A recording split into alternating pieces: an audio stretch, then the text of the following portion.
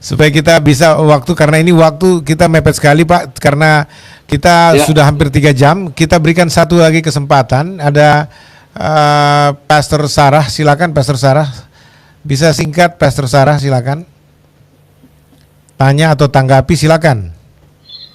Iya, shalom, Pastor, dan Shalom. selamat malam Bapak Egi. ya Akhirnya saya malam, diangkut juga ya.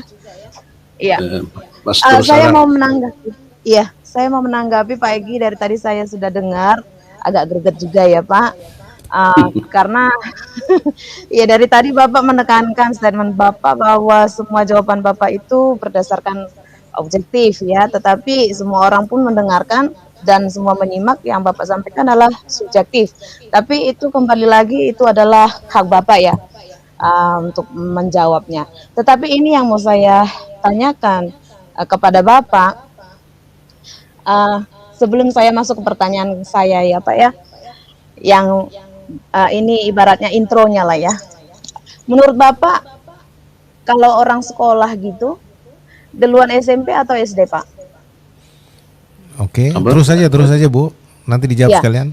oke. Duluan SMP atau SD? Nah, gitu ya.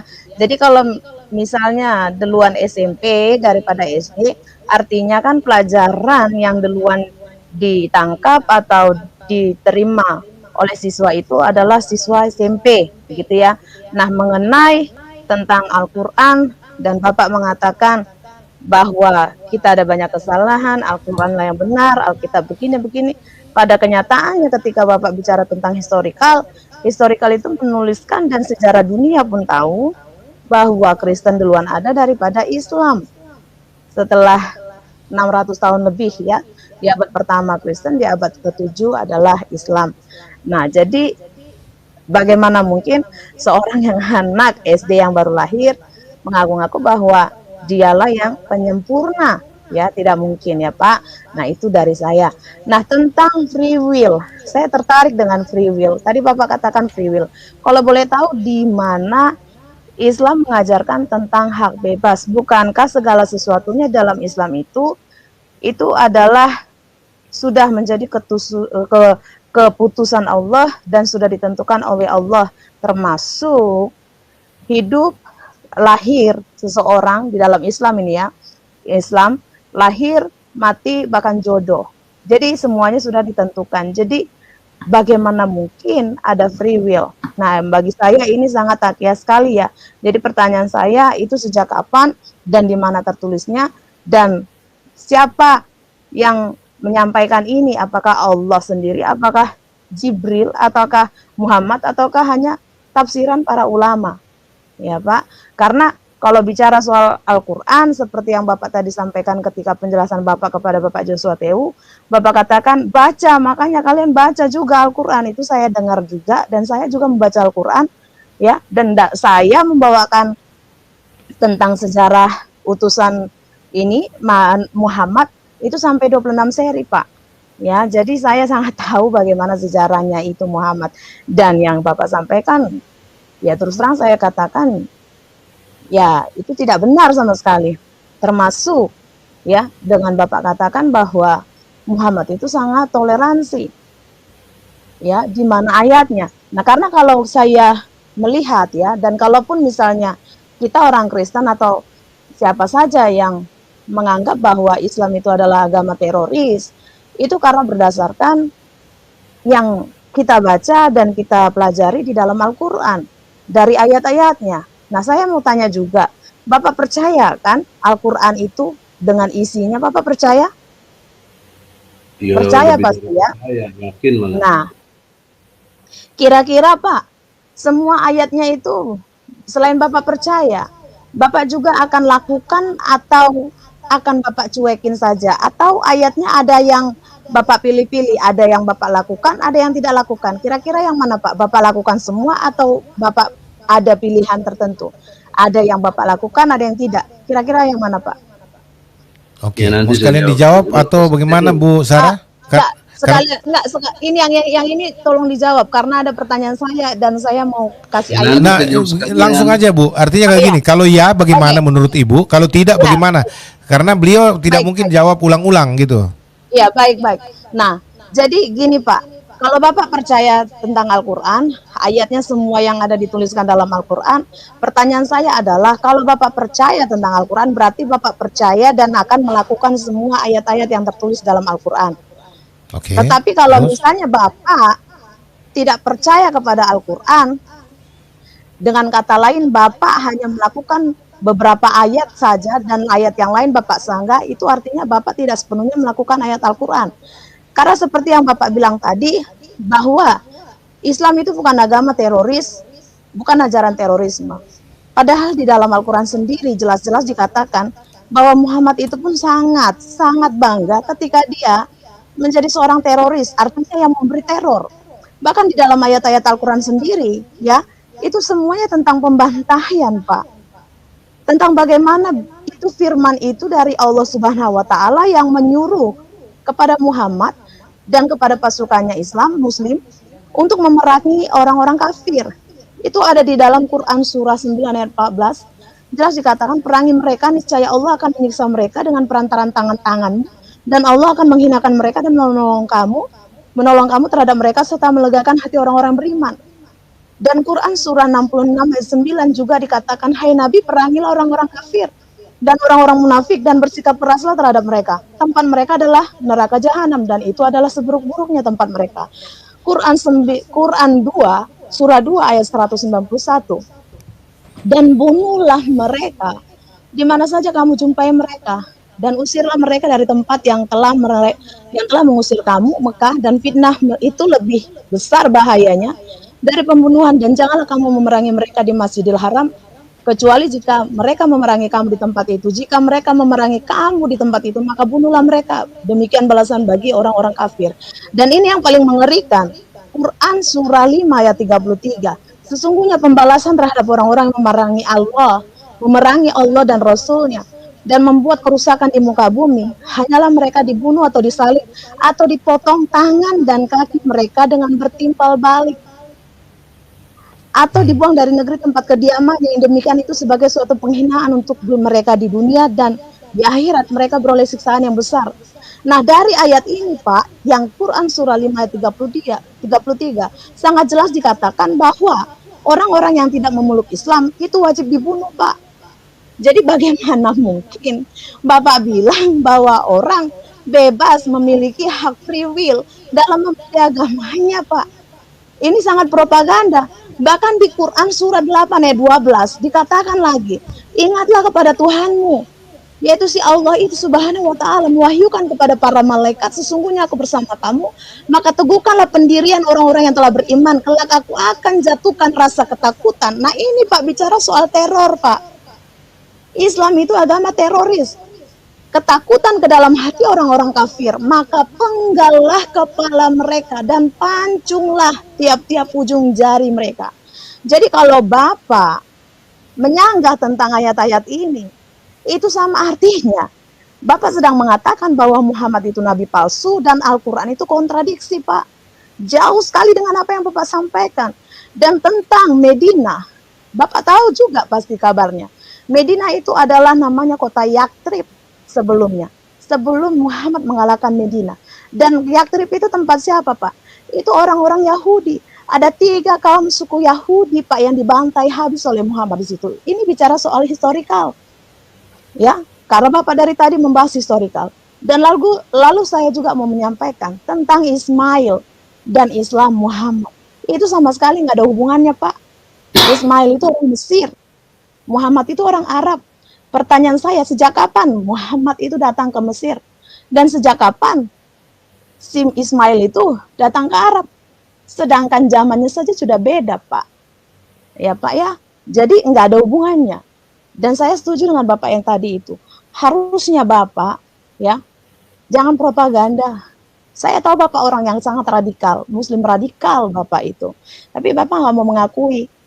Ya, tapi biarlah. Ini aja yang mau saya tanggapin, Pastor. Oke, baik. Ya. Terima kasih Pastor Sarah. Dan sebelum Pak Egi tanggapin, saya mohon izin Pak Egi, dan sekalian Ibu Sarah langsung kita kick keluar dari ini supaya bisa kosong ya. Dan Pak Egi, mungkin Bapak sudah tahu bahwa pertanyaan ini harus ditanggapin. Cuman lebih bagus saya gandeng beberapa orang Pak sekaligus supaya langsung sekaligus ditanya supaya selesai juga Pak, karena kita paling lambat ini pas sampai dengan 3,5 jam aja Pak. Ini sudah lewat ini sudah 3 jam lebih. Jadi nanti dengan ruang Bapak bisa lebih leluasa menjawabnya. Saya gandeng dulu sekaligus, Bapak berikan catatan saja. Ibu Sarah sudah. Nah, terus saya lanjut ya, Pak Tom, silakan dengan singkat ya. Tolong jangan dijelaskan lagi, jangan lagi ini ya. Pak Tom bisa munculkan ininya, Pak, wajahnya sebentar karena kita punya etika di sini. Sebentar saja. Malam Pak, malam Malam gelap nggak ya. wajah saya Pak? Oke. Sorry ini agak gelap soalnya di kamar Ya, Pak. sama. Ini udah pada tidur. Oke. Iya. Oke, Pak Oke. Tom silakan sampaikan.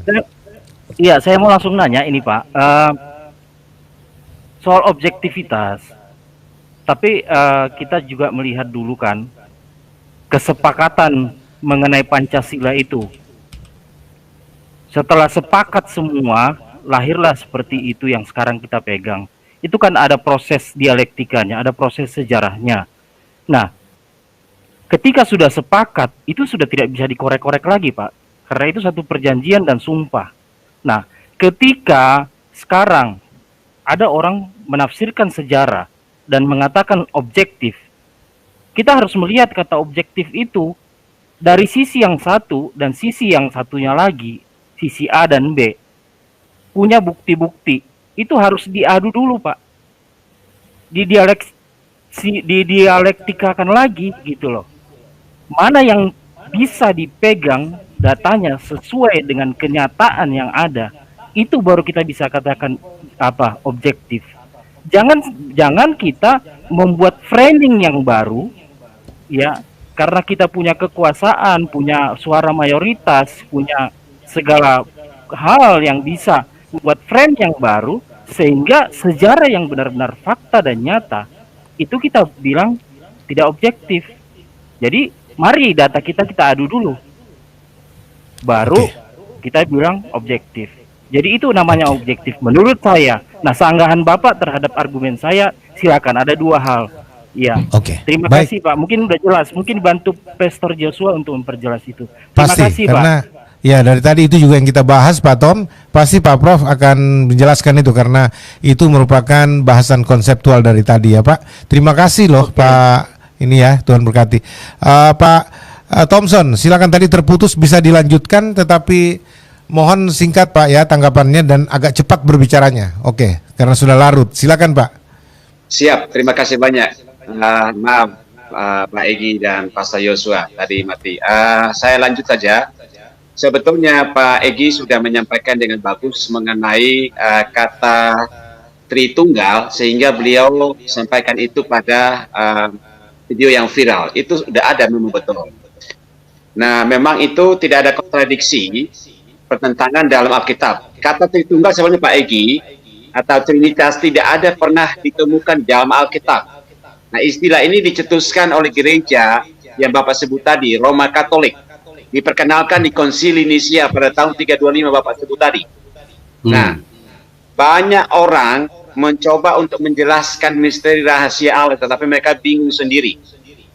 Kebenaran selama ini seharusnya dimengerti melalui pewahyuan, penyataan Roh Kudus, yang adalah Roh Allah, yang akan menyatakan kebenaran ini adalah kepada para pencari kebenaran, yang hatinya lurus.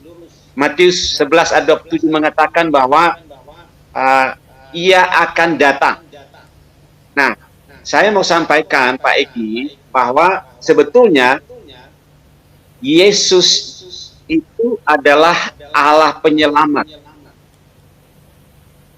Yang tadi disampaikan oleh Ibu Fatimah tadi bahwa dalam firman Yohanes pasal 1 ayat 1 dan ayat 14, ia telah menjadi manusia. Karena memang betul ada janji bahwa dia akan datang, dan bahkan dia yang menyelamatkan umat dari dosa mereka, Matius 1 ayat 21.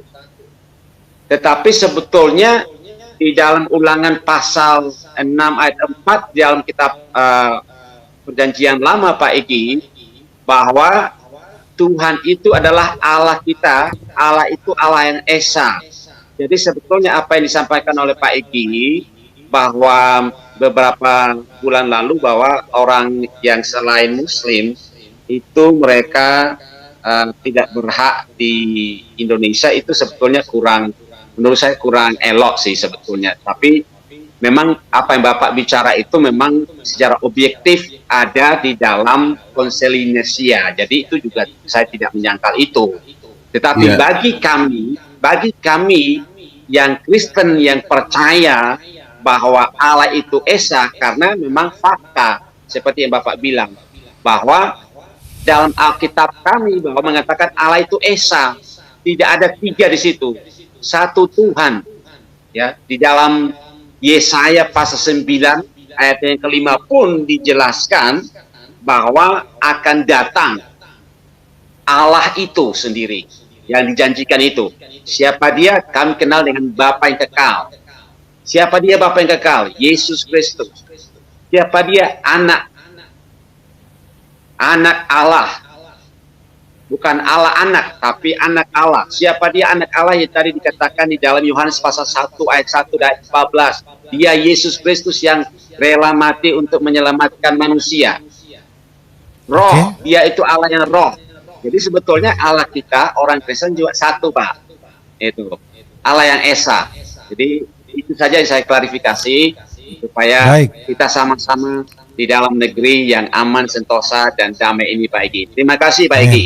Terima kasih Pak Thompson. Jadi Pak Prof, sebenarnya Pak Thompson ini ingin menyampaikan bahwa tadi saya bilang tidak semua orang Kristen yang mempercayai Tritunggal, termasuk beliau tadi, dan beliau mengatakan bahwa ajaran Tritunggal itu merupakan ajaran teologis gereja yang tidak ada di dalam Alkitab, itu cuma bangunan teologis. Dan kemudian ada pendapat lebih lanjut Pak, bahwa Islam itu terbangun justru hanya untuk menanggapi teori Tritunggal, ya, dengan mengadaptasi perjanjian lama, perjanjian baru, lalu memberikan perlawanan terhadap Allah Tritunggal, karena banyak ayat-ayat yang di dalam Al-Quran sendiri yang berkomentar hanya untuk menanggapi soal doktrin Allah Tritunggal yang ternyata juga tidak Alkitabiah, dalam pengertian bukan, kami tidak percaya bahwa Allah itu tiga, Pak. Kami percaya Allah yang esa. Itu isi yang saya bisa tangkap dari Pak Thompson, dan supaya Bapak juga percaya bahwa kami punya hak penuh untuk hidup di Indonesia ini. Oke, terima kasih Pak Thompson.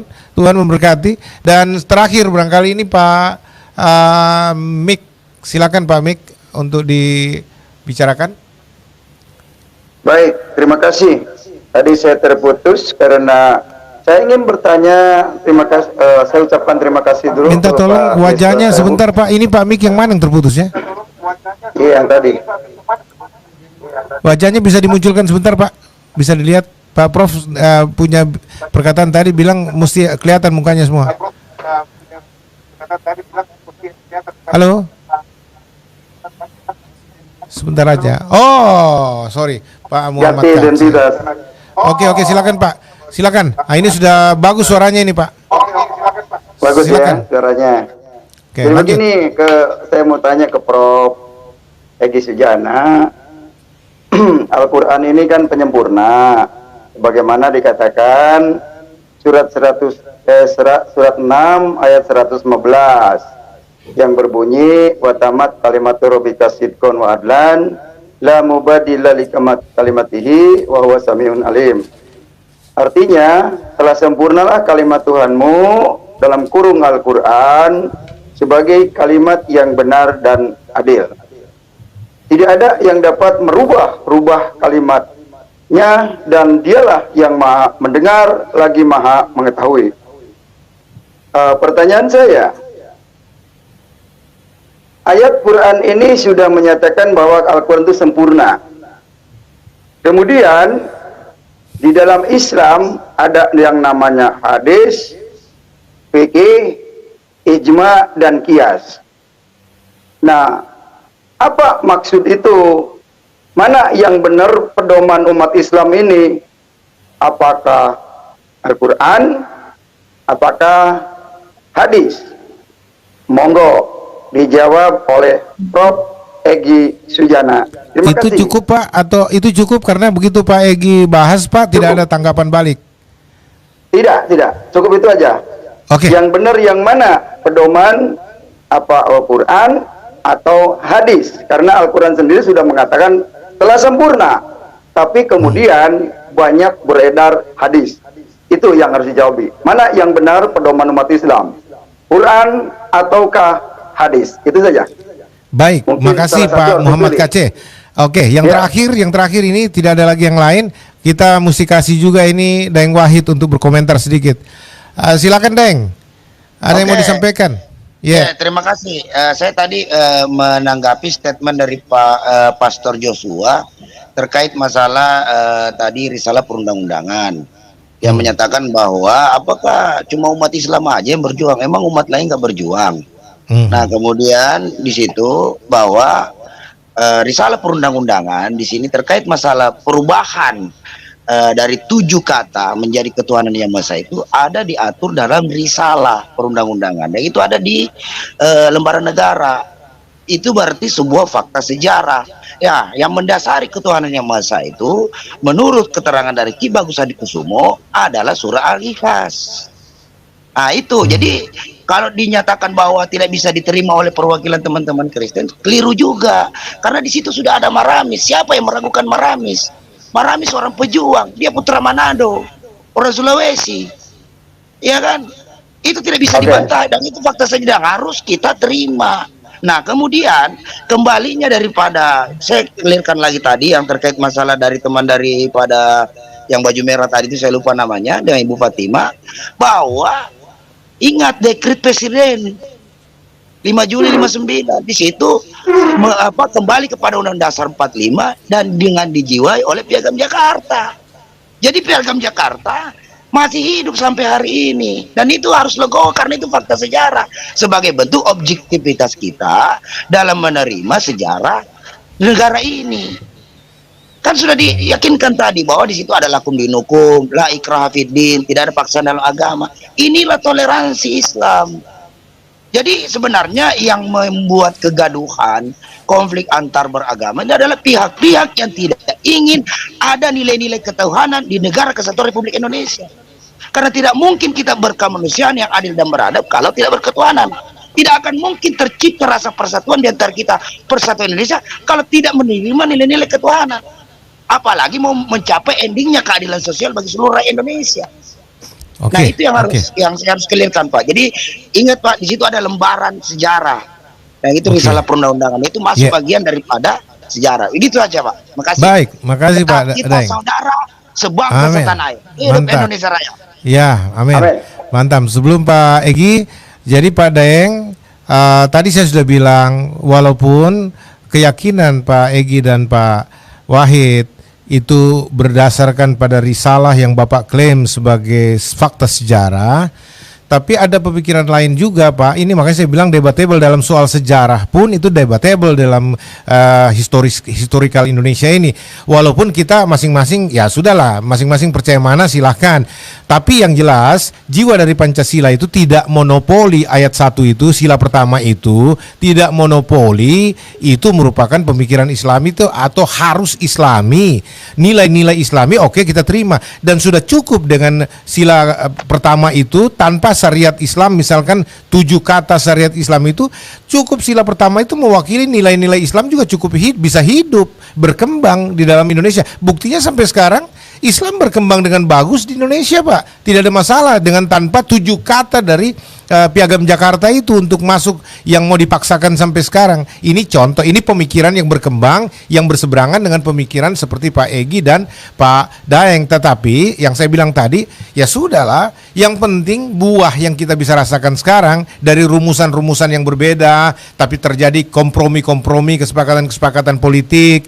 Untuk apa? Supaya bangsa ini bisa jalan dengan keragamannya, kemajemukannya Pak, supaya kita semua walaupun berbeda agama dan kepercayaan, tapi saudara sebangsa dan setanah air, dan bisa hidup bersama-sama dengan varian beriman yang indah. Kita bisa sama-sama untuk itu aja barangkali intinya Pak, ya.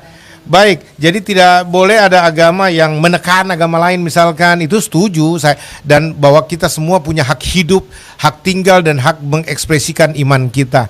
Akhirnya Pak, Terima kasih Pak Egy bisa memberikan semacam jawaban kesimpulan dari semua pertanyaan ini yang terakhir ini, dan bisa diberikan semacam konklusi untuk kita juga bisa mendengar, akhirnya kita bisa punya kesimpulan yang baik untuk semua pihak dan kita bisa berjalan dalam spirit toleransi antar umat beragama. Silakan Pak Profesor Dr. Haji Egy Sujana yang terkasih. Silakan Pak. Terima kasih Brother Dr. Joshua Tewu yang dimuliakan. Dalam kesempatan ini ada beberapa poin, saya bikin poin-poin saja supaya nggak terlalu lama dan panjang. Tapi poin-poin ini berkait satu sama lain. Poin pertama, Islam pemahamannya adalah assalam. Kata Islam itu dasarnya assalam. Assalam itu selamat. Nah, kalau kalian klaim juga juru selamat, Islam meneruskan sebagai assalam, selamat. Karena dalam konteks Nabi Isa, dia mengajarkan tauhid, dan kemudian diteruskan oleh Muhammad juga mengajarkan tauhid. Sembahlah Allah, Tuhanku dan Tuhanmu. Dari surat Al-Maidah tadi 116 117. Nah, jadi kesamaan kita adalah agama yang selamat, menyelamatkan. Yang kedua, poinnya adalah tidak ada pemaksaan dalam memilih, yang saya maksud free will tadi itu pada dataran memilih pada saat Anda mau Islam atau tidak. Tapi kalau yang sudah memilih Islam, berkonsekuensi logis taat kepada Allah. Seluruh ayat-ayat tadi yang Allah beritakan melalui Muhammad dan disampaikan kepada kita semuanya kaum muslimin, itu harus diimani dan dijalankan. Nah, cuma kita diberi akal juga. Nggak bisa seperti tuduhan siapa tadi ya? Sarah ya, Ibu Sarah, kaitan dengan agama teroris. Itu gegabah. Tapi saya nggak menyalahkan. Cuma gegabah aja. Cara berpikirnya tidak lengkap gitu. Kenapa gegabah? Karena harus dilihat alur dalam perspektif Osjubedil dengan parameter filosofis, historis, sosiologis, psikologis, dan yuridis yang sudah jadi hukum. Jadi saya tidak serta-merta dalam pengertian penegakan ajaran Islam menafikan 5 nilai tadi. Tetap berpacu kepada nilai-nilai yang tadi itu nggak boleh ditinggalkan. Nah, sehingga tidak relevan menyebut Islam adalah teroris. Tidak ada. Karena Anda jangan lupa ada ayat lain seperti misalnya mohon Pak Pendeta Joshua catat Ali Imran ayat 134. Oke, Pak. Untuk banyak berinfak dan tahan amarahmu dan maafkanlah kesalahan orang. Apa ini teroris? Coba, bagaimana saudariku Sarah memahami Ali Imran ayat 134? Kita disuruh tahan amarah, bahkan bantu orang dengan infak kita, sedekah kita, dan maafkan kesalahan orang. Jika kamu mau yang lebih baik, maafkanlah kesalahan orang. Tapi Islam memberi option. Apa? Boleh kisos. Nah, menariknya dalam hukum, Islam itu dahsyat yang disebut rahmatan lil alamin itu, yang membuat salamnya itu. Apa dahsyatnya? Yaitu dari kondisional objektif terjadi pidana seperti membunuh bisa bergeser menjadi perdata bila dimaafkan oleh keluarga korban. Nah, menurut undang-undang konvensional yang ada, hak memaafkan diberikan ke presiden, grasi. Tahu apa presiden tentang rasa keadilan yang dirasakan oleh keluarga yang menjadi korban? Ini hukum yang kita sepakati berlaku, padahal tidak manusiawi, tidak berkemanusiaan yang adil dan beradab. Oh, presiden diberi hak untuk gerasi? Emangnya siapa dia? Karena struktur punya hak memaafkan? Tidak dong. Keluarga korban yang boleh memaafkan, dan kemudian dia terima bayar diat namanya, denda. Ini kan perdata, coba. Nggak perlu, dalam Islam nggak ada konsep penjara. Anda lihat, karena semuanya eksekutorial, ya, dikisos, dirajam, potong tangan tadi yang dianggap ekstrim atau teroris, harus lihat. Dan ini tidak bisa disebut teror karena ini bukan wilayah individual Islam. Ini wilayah negara. Negara yang bisa melaksanakannya karena ini kekuasaan. Jadi oleh karena itu di dalam pendekatan hukum-hukum Allah ini jangan gegabah mengeneralisir semua. Lalu bagaimana ada ayat-ayat tadi yang sangat santun, maafkan kesalahan orang. Bahkan Anda lihat lagi Al-Baqarah 280, semoga nggak salah. Karena saya kan bukan ustadz, bukan ulama, saya advokat aja. Itu kalau kamu berhutang, ya, nggak bisa bayar, maka si penghutang harus mengerti kelonggaran waktu yang dipunyai oleh si penghutang, yang berhutang. Jadi kalau yang berhutang belum punya dalam waktu, dimaafkan. Itu lebih baik. Tidak boleh dipaksa-paksa pakai debt collector segala macam. Nah, itu hukum Islam yang bersifat rahmatan. Kenapa digeneralisir menjadi teroris? Nggak fair dong, nggak fair. Oke. Karena saya menganut semua ayat kalau sudah diimani harus jalan, nggak boleh separuh-separuh. Fisilmi kafah, masuklah Islam ke dalam keseluruhan, nggak boleh separuh-separuh.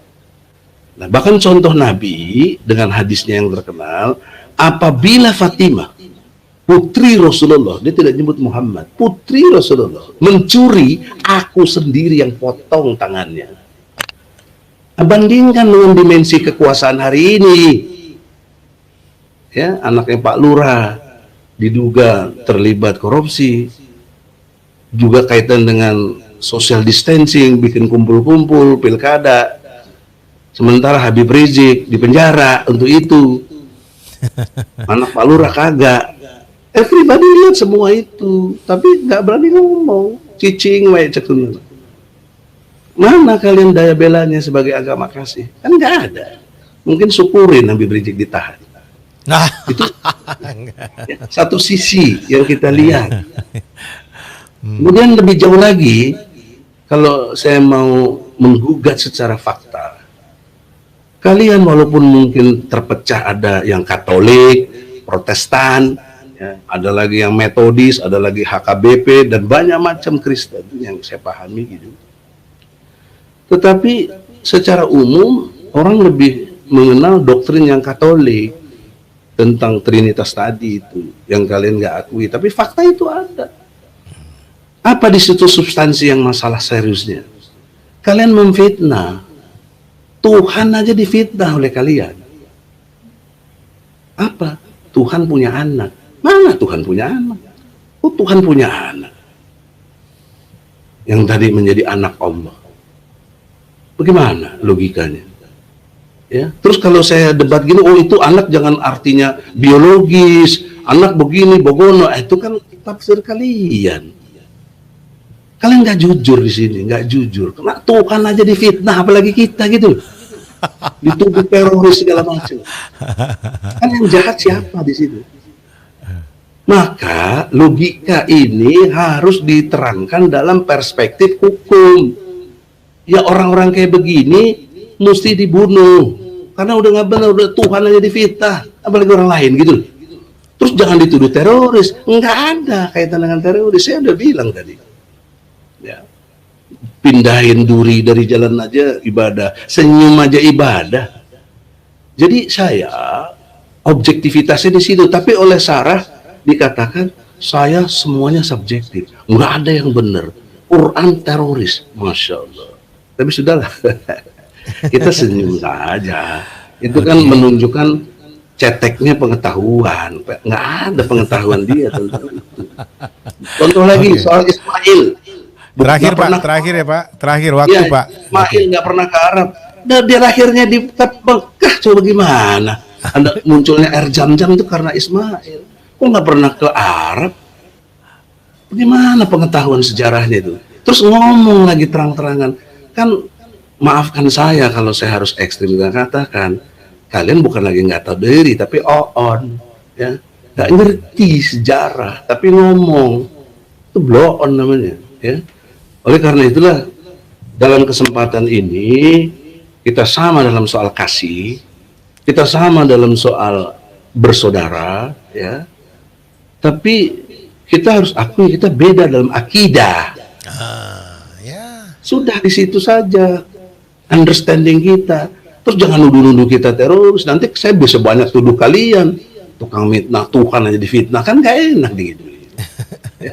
Jadi oleh karena itu kita terimalah fakta sejarah seperti ini, dan yang penting nggak boleh kita ribut di antara kita. Jadi yang terakhir kaitannya dengan yang ditanya apakah Quran dan hadis mana yang benar, nah ini juga keliru.